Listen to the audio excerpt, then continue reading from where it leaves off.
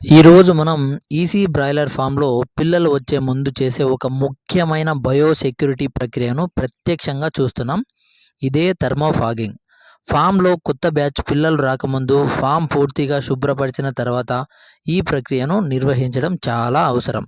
ఎందుకంటే మనకు కనిపించని అనేక వైరస్లు, బ్యాక్టీరియా, ఫంగస్లు మరియు ఇతర రోగకారక సూక్ష్మజీవులు ఫామ్ వాతావరణంలో మిగిలి ఉండే అవకాశం ఉంటుంది. అందుకే బయోసెక్యూరిటీలో భాగంగా థర్మోఫాగింగ్ని ఖచ్చితంగా చేస్తాం. ఇప్పుడు మీరు చూస్తున్నది ఈ మిషన్ థర్మోఫాగింగ్ మిషన్ అని అంటారు. ఈ మిషన్ యొక్క ప్రత్యేకత ఏమిటంటే ఇందులో వేసిన కెమికల్ సొల్యూషన్ను అత్యంత సూక్ష్మమైన పొగ రూపంలోకి మార్చి ఫామ్ అంతటా వ్యాపింపజేస్తుంది. సాధారణ స్ప్రేల ద్వారా చేరుకోలేని మూలాలు, పైకప్పు ప్రాంతాలు, ఫీడ్ లైన్స్, వాటర్ లైన్స్ ఆ చుట్టుపక్కల ఉన్న కూడా ఈ ఫాగ్ సులభంగా చేరుతుంది. అందుకే థర్మోఫాగింగ్ను అత్యంత ప్రభావవంతమైన డిసిన్ఫెక్షన్ మెథడ్గా భావిస్తారు మన యొక్క పౌల్ట్రీ ఫామ్స్లో. ఈరోజు మనం రెసిమాక్స్, వాటరు మరియు డీజిల్ మిశ్రమాన్ని ఉపయోగిస్తున్నాం. రెసిమాక్స్ ఒక శక్తివంతమైన డిసిన్ఫెక్టెంట్గా పనిచేస్తుంది. డీజిల్ థర్మోఫాగింగ్లో ఫాగ్ తయారవడానికి సహాయపడుతుంది. వాటర్ కెమికల్ను సరైన కాన్సన్ట్రేషన్లో కలపడానికి ఉపయోగపడుతుంది. ఈ మిశ్రమం థర్మోఫాగర్ మిషన్లోకి వెళ్ళిన తర్వాత వేడి కారణంగా పొగ రూపంలోకి మారి ఫామ్ మొత్తం వ్యాపించడం జరుగుతుంది. ఇప్పుడు మీరు గమనించినట్లయితే కనుక ఫామ్లో పొగ నెమ్మదిగా వ్యాపిస్తోంది.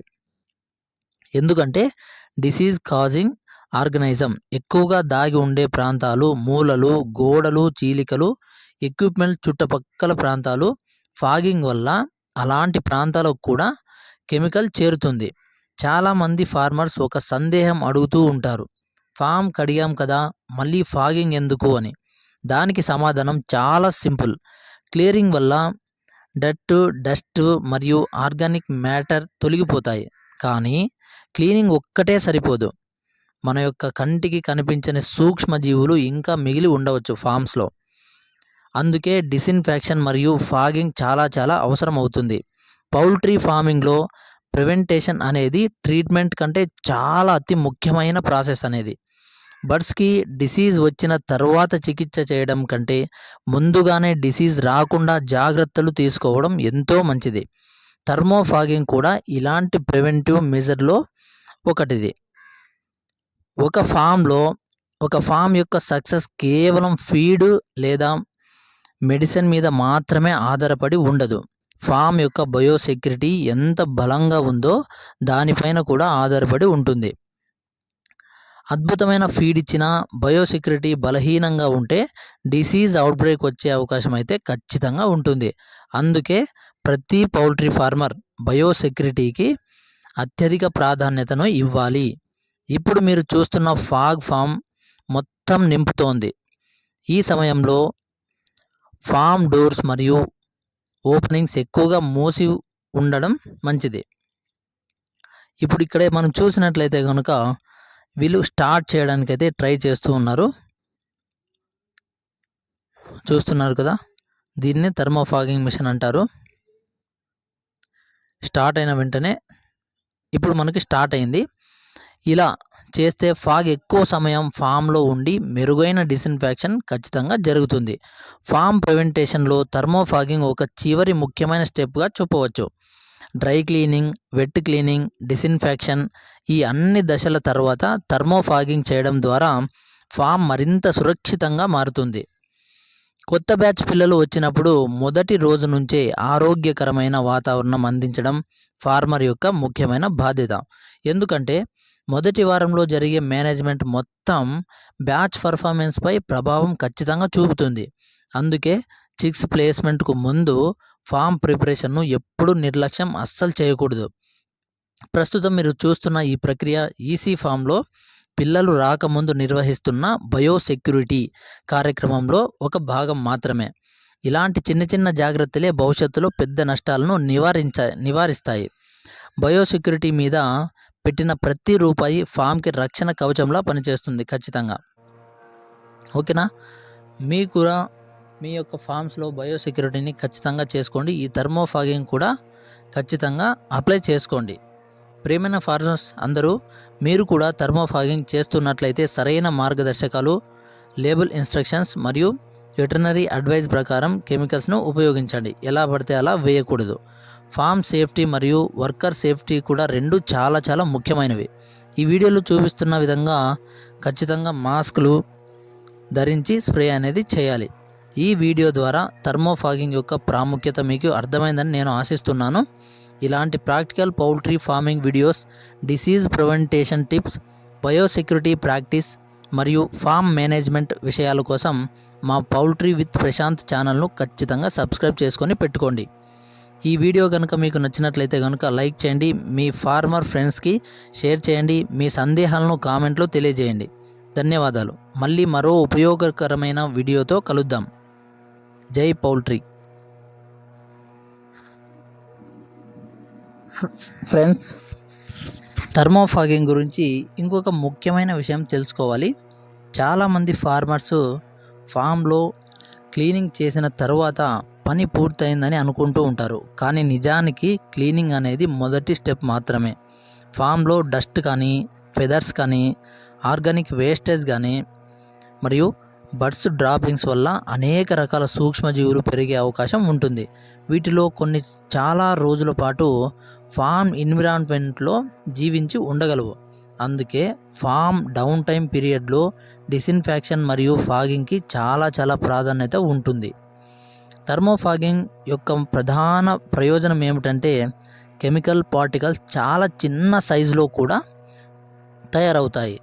దీనివల్ల అవి గాలిలో ఎక్కువసేపు ఉండి ఫామ్ మొత్తం వ్యాపిస్తాయి. సాధారణ స్ప్రేయింగ్లో లిక్విడ్ పెద్ద డ్రాప్లెట్స్ రూపంలో పడిపోతుంది. కానీ థర్మోఫాగింగ్లో మాత్రం పొగ రూపంలో ఉండటం వల్ల పైకప్పు గోడలు, ఎక్విప్మెంట్లు మరియు ఇతర చిన్న ప్రాంతాలకు కూడా చేరుకొని అందులో ఉన్న బ్యాక్టీరియాని చంపేస్తుందన్నమాట.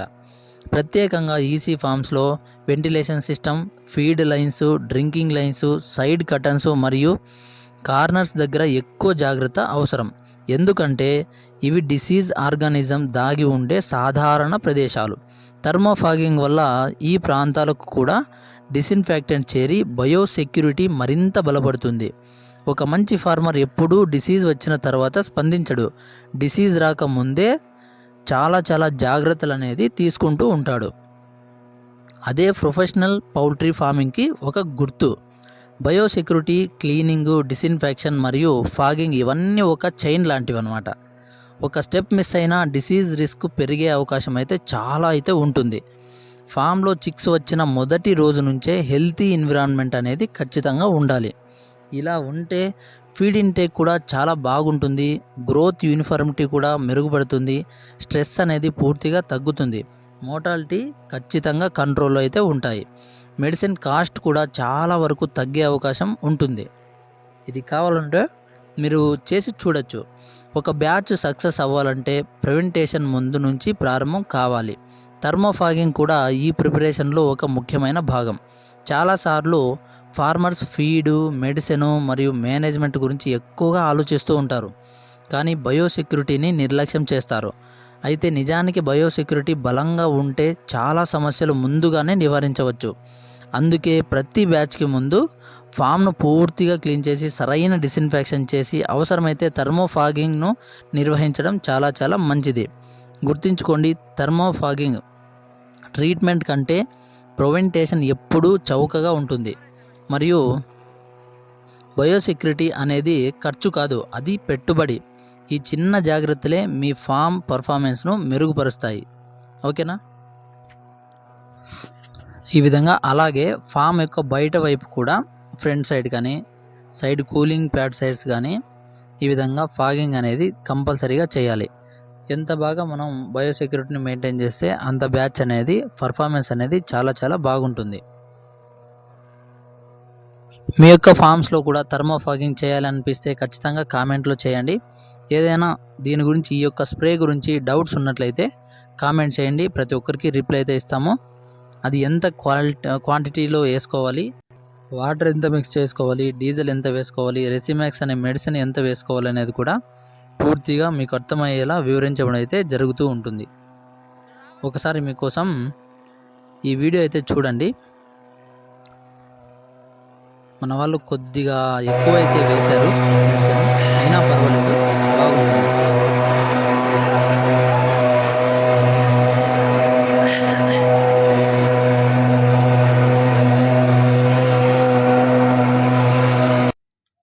ఇలాంటి మరిన్ని పౌల్ట్రీకి సంబంధించిన అద్భుతమైన వీడియోల కోసం మా ఛానల్ని తప్పకుండా ఇప్పుడే సబ్స్క్రైబ్ చేసుకొని బెల్ ఐకాన్ అయితే ఆన్ చేసుకొని మీకు ఉన్న ప్రతి ఒక్క సందేహాన్ని కామెంట్ రూపంలో నాకు పెట్టండి.